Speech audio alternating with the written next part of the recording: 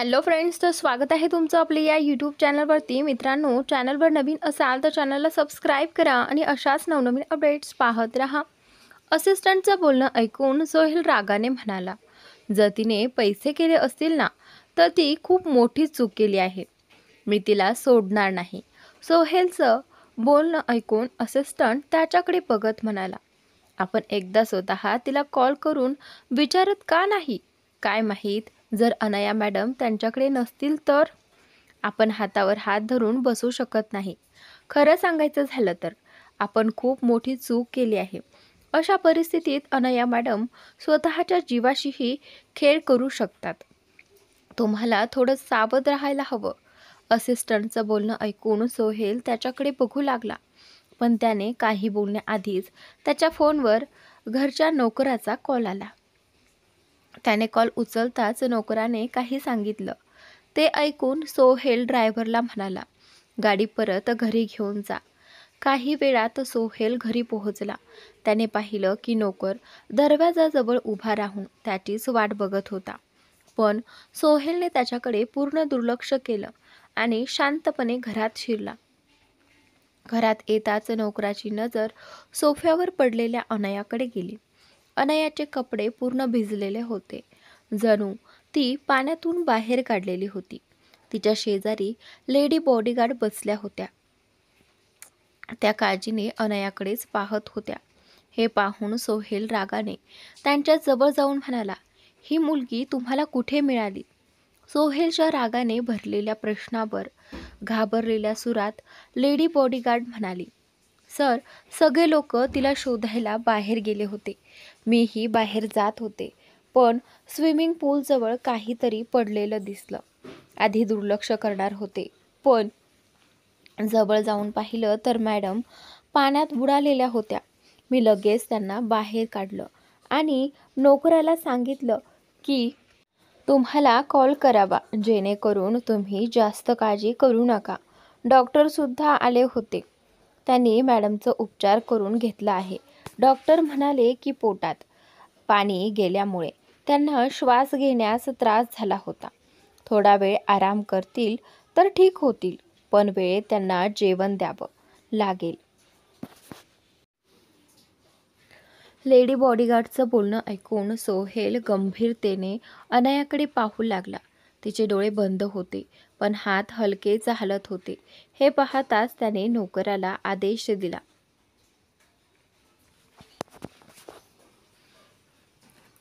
जाऊन गरमागरम जेवण तयार कर. आणि हो, जर तिने पुन्हा जेवणास नकार दिला ना, तर मला लगेच कळव.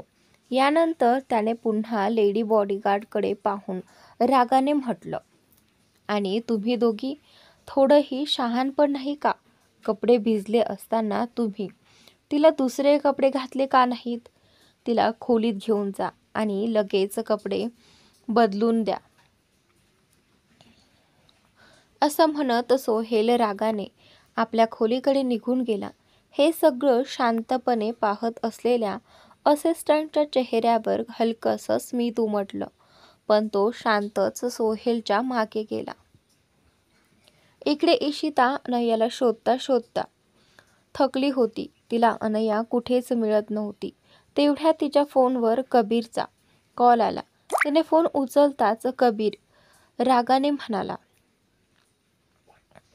शेवटी तू आहेस कुठे? मी तुला कित्येक वेळा कॉल करतोय, पण तू उचलतच नाहीस. कबीरचं बोलणं ऐकून इशिता रडू लागली. तिचं रडणं ऐकून कबीरची बेचैनी आणखीन वाढली. त्याच्या मनात अनयाबद्दल भीती होतीच, पण इशिता रडताना पाहून त्याची चिंता शब्दात सांगणं कठीण होतं. त्याला घबराहट होत होती. जरी तो ती घबराहट लपवत होता, तरी त्याच्या चेहऱ्यावर ती स्पष्ट दिसत होती. त्याने फोन घट्ट पकडत विचारलं, काय झालं? तू रडतेस का? आणि आहेस कुठे? कबीरचं विचारणं ऐकून इशिता रडत रडत म्हणाली, तुम्हाला भेटल्यानंतर मी सोहेलच्या घरी गेले होते. तिथे मी अनयाला खूप शोधलं, पण ती कुठेच सापडली नाही. मग मी नोकराला विचारलं, तर त्याने सांगितलं की अनया मॅडम घर सोडून पळून गेली आहे. मी त्याच्या शोधात आहे, पण ती कुठेच दिसत नाही. इशिताच्या या शब्दांना ऐकून कबीर रागाने दात दाबत म्हणतो, तुला तिथे जायला कोण म्हणालं? आणि हो, अनया अजूनही सोहेलच्या घरी आहे. मला आत्ताच बातमी मिळाली. अनया स्विमिंग पूलमध्ये पडली होती. डॉक्टरांनी तिच्यावर उपचार करून पाठवले आणि जी डॉक्टर अनयाचा उपचार करायला गेला होता तो माझा मित्र अधिराज होता आणि ही गोष्ट सोहेलला अजिबात कळलेली नाही. आता तू शांतपणे माझ्याकडे ये. तू सध्या सोहेलच्या घरी जाणार नाहीस, कारण आपण तिथे फक्त तेव्हा जाऊ जेव्हा त्याचा मृत्यू समोर येईल आणि तो लवकरच येणार आहे. इतक्यात बोलून कबीरने रागात फोन कट केला. कबीरचं बोलणं ऐकून इशिता आश्चर्यचकित होऊन फोनकडे पाहत होती.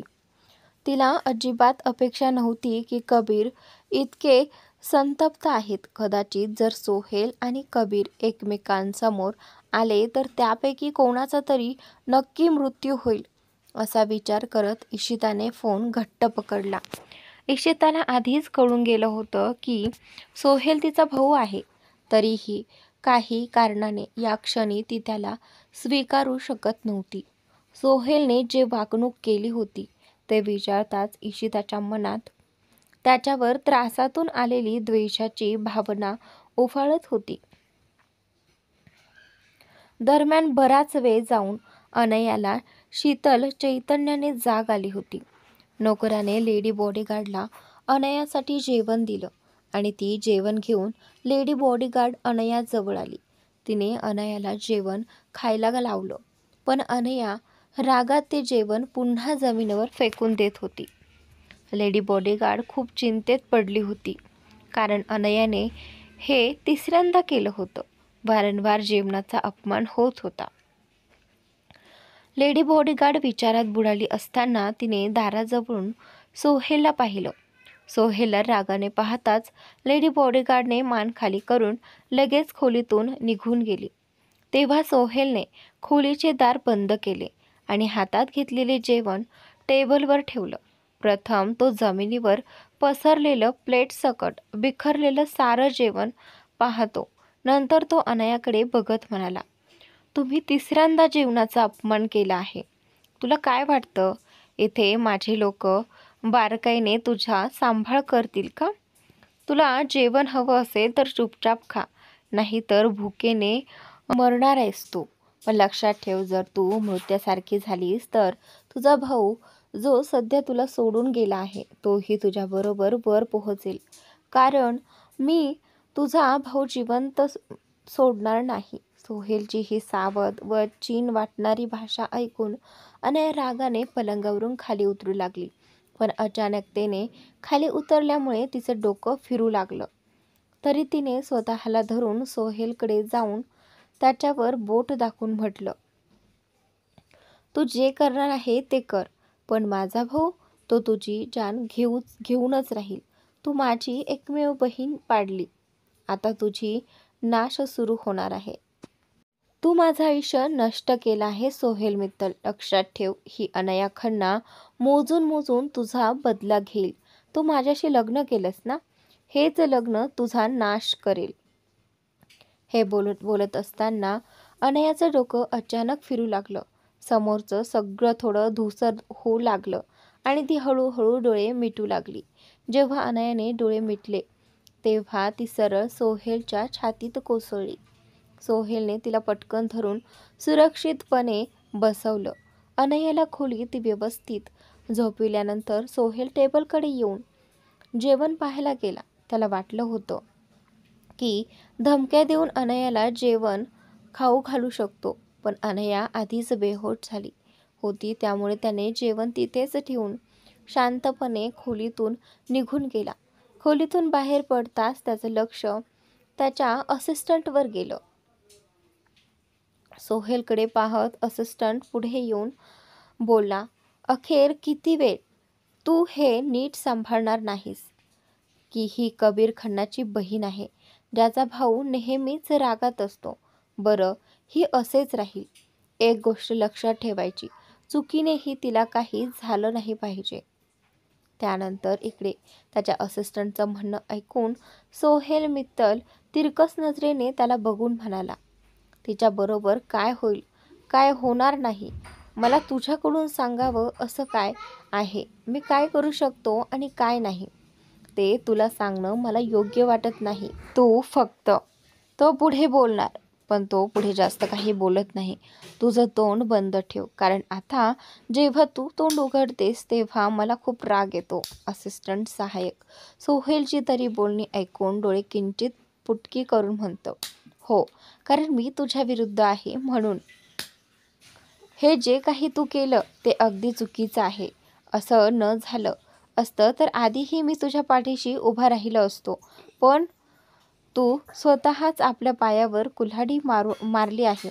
तू कधी विचार केला आहे का की आता तुझी भेट कबीर खन्नाशी कधी होत आहे? तू विसरलास का की मिस्टर जॉन्सन सोबत तुझी मीटिंग ठरलेली होती? आता तू मिस्टर कबीर खन्ना सोबत काम करणार आहेस?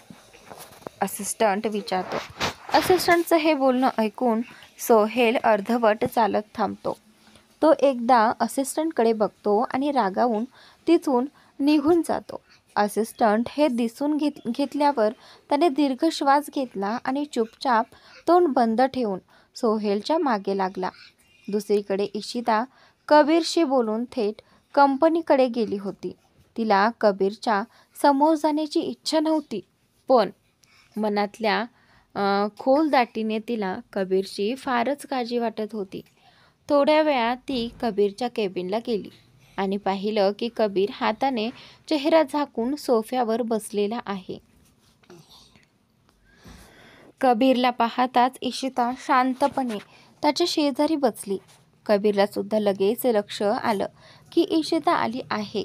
त्याने डोकं उचलून तिला एक नजर पाहिलं, मग उठून आपली खुर्चीवर जाऊन बसला. इशिताने पाहिलं की कबीर तिला दूर जाऊन बसला आहे, त्यामुळे तीही उठून गेली, पण तो तिला पाहून म्हणाला, तू तिथे शांत बस. कबीरचं हे बोलणं ऐकून इशिता त्याच्याकडे पाहत म्हणाली, तुम्ही मला इथे का बोलवलंत? मी घरी निघून जाईन. तुम्ही तर आधीच मला भावाच्या घरी जाण्यापासून रोखलं होतं. इशिताचे नजरेने टाळताना पाहताना कबीर डोळे किंचित पुटकी करून म्हणाला, तर तुला खरं माहीत झालं आहे. तुला कळलं आहे की सोहेल मित्तल तुझा स्वतःचा भाऊच आहे. मान्य करावं लागेल, दोघं भाऊ बहीण खूप एकसारखी आहेत. आधी तू माझं आयुष्य उद्ध्वस्त केलं आणि आता तुझ्या भावाने माझ्या बहिणीचं आयुष्य उद्ध्वस्त केले. तुला माहिती आहे, मी त्यावेळी सोहेलला मारून टाकायचं ठरवलं होतं, पण जेव्हा त्याने सांगितलं की तो तुझा भाऊ आहे तेव्हा माझे हात थांबले. मी विचारात पडलो, मुलगा खरा बोलतोय का? कारण मी सोहेलच्या शब्दांवर सहज विश्वास ठेवणार नाही, पण सोहेलच्या डोळ्यांनी तेच सांगितलं. तो खोटं बोलत नव्हता. आता मी तुला विचारणार आहे, तुला आधीपासून माहिती होतं का की सोहेल मित्तल तुझा भाव आहे? कारण तू यापूर्वीही अनेकदा सोहेलच्या घरात गेलेली आहेस आणि निरर्थकपणे तो घर तुला का जायला पाहिजे हे मी समजू शकत नाही. म्हणून शांतपणे मला खरं सांग. कबीरच्या या प्रचंड प्रश्नाला इशिता त्याला पाहून म्हणाली, मला कुठेच माहीत नव्हतं. मला काहीच माहिती नव्हतं. मला तर कळलंच नव्हतं की तो माझा भाव आहे. मी नेहमी हेच समजत आले की ज्या दिवशी माझी आई वडिलांचा अपघात झाला त्याच दिवशी माझा भावाचाही अपघात झाला होता. जेव्हा पोलिसांनी त्यांना शोधण्याचा प्रयत्न केला तेव्हा ते सापडलेच नव्हते. ही गोष्ट मला अंकल आंटींनी सांगितली होती, म्हणून मी कधीच त्यांना शोधण्याचा प्रयत्न केला नाही. आणि त्यांच्या घरी जाण्याबाबत, हो, मी अनेकदा त्यांच्या घरी गेले असेल, पण कधीही तिथे जाऊन मला कळलं नाही की मी त्यांची बहीण आहे. मला कधीच तिथे जाऊन हे पटलंच नाही. आणि ना कधी सोहेलने मला हे खरं सांगितलं होतं. आज मी अनयाला शोधण्यासाठी त्यांच्या घरी पोहोचले तेव्हा मी सोहेलभाईच्या खोलीत माझा फोटो पाहिला. सुरुवातीला मला वाटलं माझीच अटळ प्रत आहे. मग मी अल्बम उघडून पाहिलं, ज्यात आईबाबांच्या आणि सर्वांच्याच फोटो होते. मी इतकीच धक्क्यात गेले की तिथून निघून जायचं मला बरं वाटलं. पण याचा अर्थ असा नाही की जर तो माझा भाव आहे तर मी त्याला माफ करेन. त्याने अनयाबरोबर अतिशय वाईट वागणूक केली आहे. आता मला वाटतं की काश मलाही जाणूनच नसे की तो माझाच भाव आहे. माझ्या मनात इतका राग उठतोय की शेवटी तो माझा भाव आहे का तो माझा भाव आहे असं इशिताला वाटू लागतं. इशिताच्या मनात सोहेल विरुद्ध इतका तिरस्कार पाहून कबीर उठला आणि म्हणाला, काश तू ही गोष्ट आधी समजली असती. मग कदाचित तू सोहेलच्या नजरेत येणारच नाहीस आणि नाही अनाया. जर बघितलं तर यातली सर्वात मोठी चूक तुझ्यात आहे. तुला मान्य करावं लागेल की तूच अनयाची माझ्याशी भेट घडवून आणली होतीस. तुला अंदाज आहे का अनयावर मी किती प्रेम करतो. तिच्यासाठी मी काहीही करायला तयार होतो. तिच्या सांगण्यावरच मी तुझ्याशी लग्न केलं होतं. तिच्या सांगण्यावरच तू माझ्या खोलीत आली होतीस. तिच्याच सांगण्यावरच मी तुला घरात राहण्याची परवानगी दिली होती. जर अनया एकदाही सांगितलं असतं की तिला तू आवडत नाहीस तर मी तुला घरातून बाहेर काढायला 1 मिनिटही घालवला नसता, कबीर तिला सांगत होता. कबीरच्या या शब्दांना इशिता आतून खचत गेली. पण ती कबीरचं बोलणं ऐकून अगदी कसं सहन करणार, म्हणून ती सोफ्यापासून उठून म्हणाली, तुम्हाला वाटतं की हे सर्व माझ्यामुळे झाले. ठीक आहे, मी तुम्हाला वचन देते, तुमची बहीण अनया सुरक्षितपणे तुमच्या घरी पोहोचेल आणि ज्या दिवशी अनया तुझ्या घरी जाईल त्याच दिवशी मी स्वतःच तुझं घर सोडून निघून जाईल. त्यानंतर इकडे इशिताचं हे बोलणं ऐकून कबीर तिच्या चेहऱ्याजवळ येऊन म्हणाला, आता काहीच फायदा नाही. तू माझ्याजवळ आलीस. आता तुझी इच्छा असून सुद्धा तू माझ्यापासून लांब जाऊ शकणार नाहीस आणि अनयाबद्दल काहीही करायची गरज नाही. अनयाला कसं आणायचं हे मला अगदी चांगलं माहीत आहे. पण दुःखाची गोष्ट म्हणजे या दरम्यान तुझ्या भावाचा जीव नक्कीच जाणार आहे. त्याचा मृत्यू माझ्या हातानेच लिहिला आहे. सुरुवातीला मला माहीतच नव्हतं की सोहेल तुमचा भाऊ आहे, कारण अगोदर तो माझा सर्वात मोठा शत्रू ठरल्यासारखा वागत असे. आता जेव्हा मला कळले की तो तुमचा भाव आहे तर पाहत राहा मी त्याला कशा वेदनातेत मारत जाईन. हे म्हणत कबीर रागाने तिथून निघून गेला. कबीरला रागाने जाताना पाहून इशिता शांतपणे सोफ्यावर बसली. तिच्या मनात असंख्य प्रश्न तळमळत होते. तिला एकदा सोहेलला भेटून बोलायचं होतं, पण तिला ठाऊक होतं की जर ती सोहेलला भेटायला गेली तर कबीर कधीही तिला जिवंत सोडणार नाही. अशा अवस्थेत ती कबीरला न सांगता काहीही करून बाहेर जाऊ शकत नव्हती. हाच विचार करत असताना कबीरचा असिस्टंट केबिनमध्ये आत आला. तेव्हा त्याने पाहिलं की तिकडे फक्त इशिता बसलेली होती. इशिताला पाहून त्याने आश्चर्याने विचारलं, मॅडम, सर कुठे गेलेत? असिस्टंटचा आवाज ऐकून इशिताने त्याकडे बघत उत्तर दिलं, मला माहीत नाही. ते थोड्या वेळापूर्वीच रागाने बाहेर निघून गेले आहेत. इशिताच्या बोलण्याचा अर्थ समजताच असिस्टंटने दीर्घ श्वास घेत पुढे म्हणाले, मी सरांच्या परिस्थिती समजू शकतो. सध्या ते किती वेदनेत असणार हे समजू शकतं. त्यांच्या बहिणीचं आयुष्य उद्ध्वस्त झाले. कधीही मला वाटलं नव्हतं की सोहेल मित्तल इतकं खराब वागेल. खरंच मला सरांसाठी खूप वाईट वाटत आहे. सरांनी अनया मॅडमला लहानपणापासून फार प्रेमाने वाढवले. त्यांना कधीच त्यांच्या डोळ्यात अश्रू येऊ दिले नाहीत. पण जसं अनया मॅडमनी सरांच्या मनाच्या ऐकण्याऐवजी सोहेलसोबत जाऊन सर्व काही केलं ते पाहून मला पण आनंद नाही झाला. मला सुद्धा सरांसाठी फार वाईट वाटतंय. सर ऑफिसमध्ये येऊन खूपच वाईट फील करत होते. त्यांना जुळत नाही की सोहेलने त्यांच्या बहिणीवर इतकं वर्चस्व ठेवलं की अनया मॅडम स्वतःच त्यांच्याकडे येत नाहीत. तर मित्रांनो, इथून पुढची स्टोरी तुम्ही रीड करा.